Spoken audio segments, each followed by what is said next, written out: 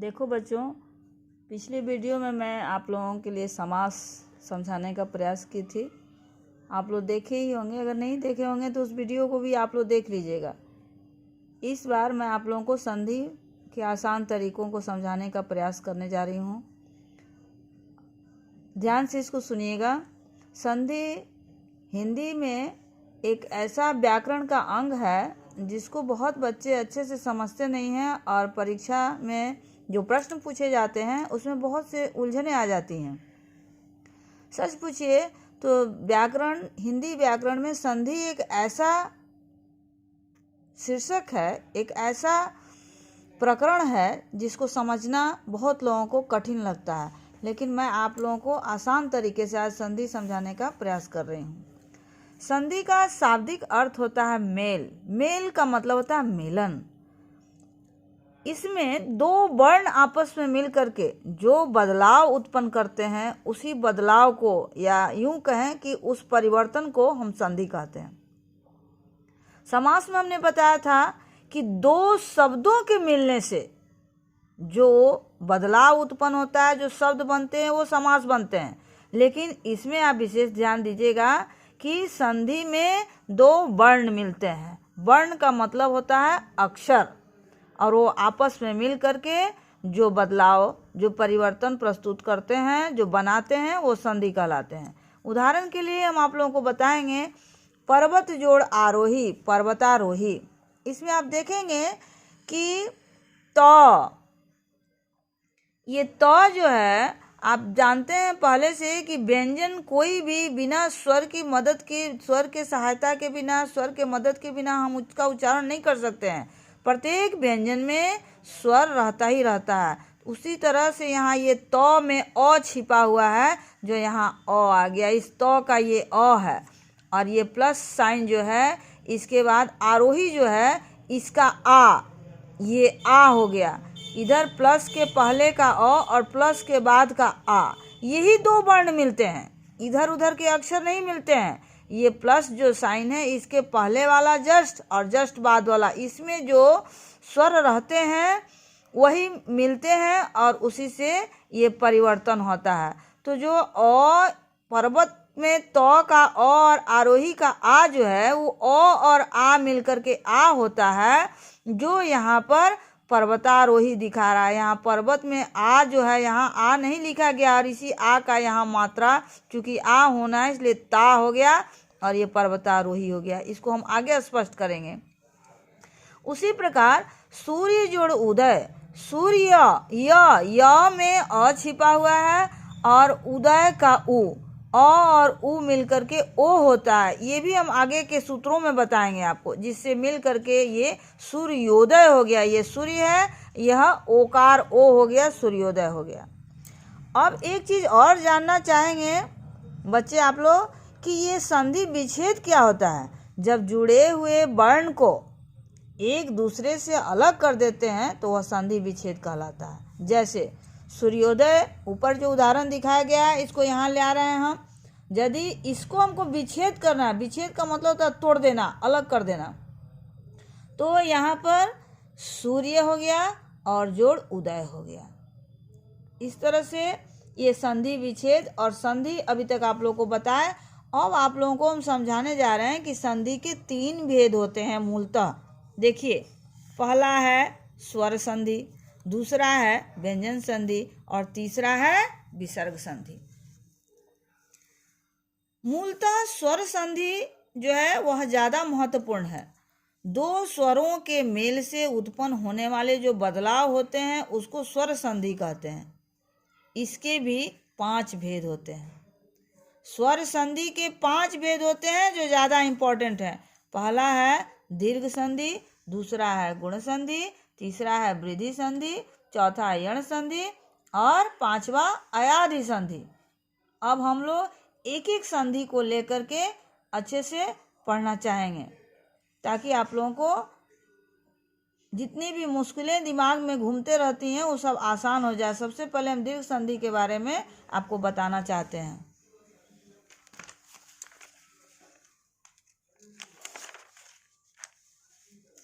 दीर्घ संधि इसके अंतर्गत जो वर्ण मिलते हैं, चाहे वो ह्रस्व हो या दीर्घ, बदलाव हमेशा दीर्घ में ही होगा। ये बात समझिए, जो भी वर्ण मिलेंगे चाहे वो ह्रस्व हो या दीर्घ हो, बदलाव हमेशा क्या चीज में होगा? दीर्घ में ही होगा। अब आप सोचिएगा कि दीर्घ क्या है, ह्रस्व क्या है, छोटे क्लास में आ जाइए फिर से। आप लोग स्वर पढ़े होंगे, ओ आ, छोटी बड़ी, छोटा ऊ बड़ा ऊ, री ए ऐ ओ औ अंग, ये सब जोड़े में, ये सब दोस्त है। इसको जोड़ा बना लीजिए, दो दो का जोड़ा बना लीजिए, दो दो दोस्त हो जाइए। और इस तरह से सब जोड़े जो हैं आप समझेंगे। जोड़े में का पहला जो है ये ह्रस्व है, हर प्रत्येक जोड़े में का ये ह्रस्व है, ये भी ह्रस्व है। और जो ये दूसरा जो है ये दीर्घ है, ये तो नाम से ही स्पष्ट है, दीर्घ ही दीर्घऊ। और ये आगा, ये तीन जो है ये दीर्घ है। और ऊपर के ये 1 2 3 4 री को लेकर के हिंदी में व्याकरण में मूलतः स्वरों की संख्या जो होती है वह 13 या 11 कहीं कहीं बताई गई है, लेकिन मूल स्वर जो है वह 4 ही होती है। वह अ, छोटी ई, छोटा ऊ और री, स्वरों की मूल संख्या 4 होती है। मूल रूप से 4 होती है, मूलतः 4 होती है। और आपको समझाएंगे कि इस संधि के अंतर्गत कुछ सूत्र हैं जो आपके लिए ध्यातव्य हैं। ध्यान दीजिए कैसे कैसे ये हर्ष और दीर्घ बदल करके कैसे दीर्घ में ही आता है, इसके लिए आप समझिए। अब देखिए ये ओ आ का जो जोड़ा है, इसमें आप देखिए कह रहा है कि ह्रस्व मिले या दीर्घ मिले, लेकिन बदलाव हमेशा दीर्घ में ही होगा।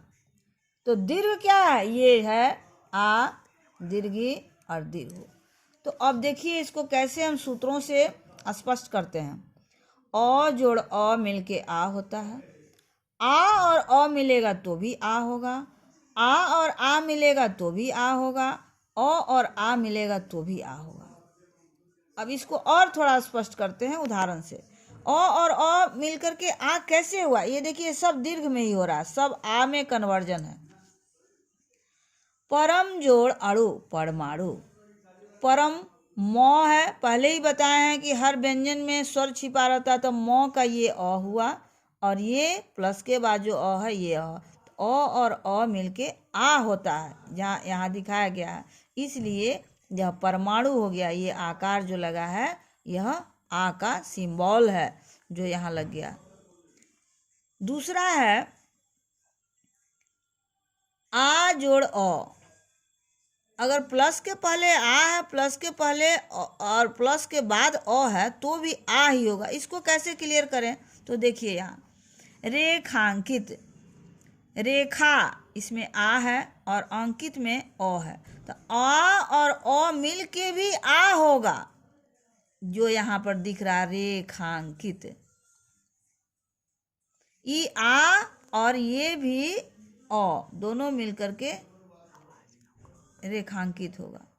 इसी तरह अगर परीक्षार्थी भी ले लेते हैं तो परीक्षार्थी में परीक्षा जोड़ अर्थी, इसमें भी आ और अ का मिश्रण है, संधि है, ये दोनों मिलकर के परीक्षार्थी बने हुए हैं। तीसरा में आएंगे कि आ जोड़ आ मिलकर के भी आ ही होता है। कैसे? इसका एक उदाहरण देखिए यहाँ,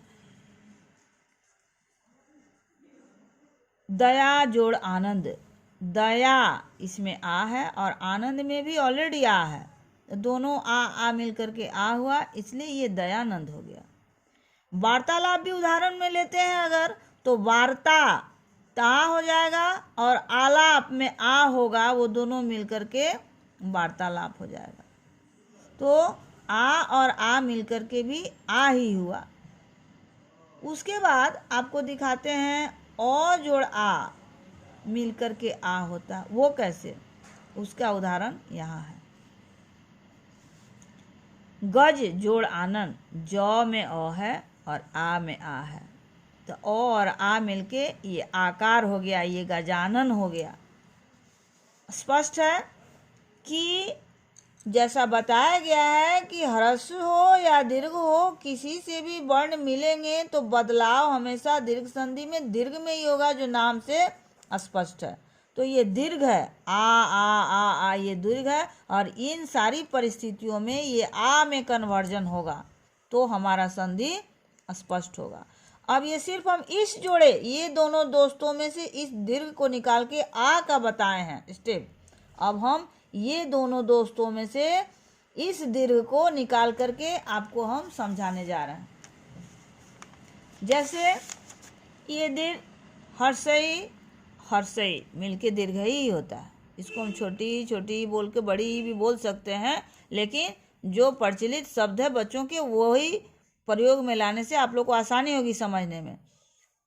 और हर्षई और दीर्घई मिलके दीर्घई ही होगा, दीर्घई और दीर्घई मिलके दीर्घई ही होगा, और दीर्घई और हर्षई मिलेगा तो भी दीर्घई होगा। यानी हर हाल में ये दीर्घई ही होगा, जैसा स्पष्ट है पहले से। अब इसका एक एक उदाहरण से आपको स्पष्ट करते हैं कि मुनि जोड़ इंद्र, मुनिंद्र होता है। कैसे? ये हर्षई का जो नौ में जो हर्षई लगा हुआ है, मुनि नौ में हर्षई है और प्लस के बाद ई है, तो हर्षई और हर्षई मिल के दीर्घई होता है ना, जो यहाँ दिखाया गया है। तो ऐसे हालात में इसी कारण से यहाँ ये मुनिंद्र हो गया है। बच्चे क्या करते हैं, जोड़ देते हैं परीक्षा में और लिख देते हैं इसको कैसे, मुनिंद्र, जो कि गलत हो जाएगा, क्योंकि इसका सूत्र है कि हर्षई और हर्षई मिलके दीर्घई ही होगा। अब देखिए दूसरे स्टेप में भी इसको समझाते हैं कि हर्षई और दीर्घई यदि मिलता है तो भी दीर्घई ही होगा। जैसे इसका एग्जाम्पल है हरि जोड़ ईस, हरि का हर्षई और ईस का ये दीर्घी, हर्षी और दीर्घी मिलके दीर्घी ही होता है, इसलिए यहाँ हरीश दीर्घई हो गया।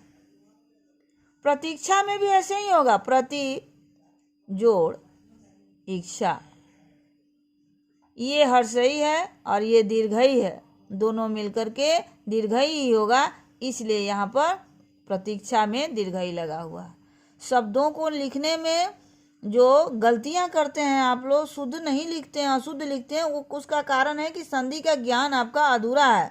कैसे हर्षई है, कैसे दीर्घई है, कैसे क्या है, वो हर्षऊ है, दीर्घऊ है, ये संधि की जानकारी होने के बाद आपके हिंदी लगभग सब शुद्धता उसमें आ जाएगी, उसमें कहीं गलतियां नहीं होंगी। अब है दीर्घई जोड़ दीर्घई बराबर दीर्घई भी होता है। ये कैसे, इसको भी एक उदाहरण से हम स्पष्ट करते हैं कि ये लक्ष्मी, इसमें दीर्घई है और ईस में भी दीर्घई है, तो दीर्घई दीर्घई मिलकर के दीर्घई होगा, इसलिए यहाँ लक्ष्मीस हो गया।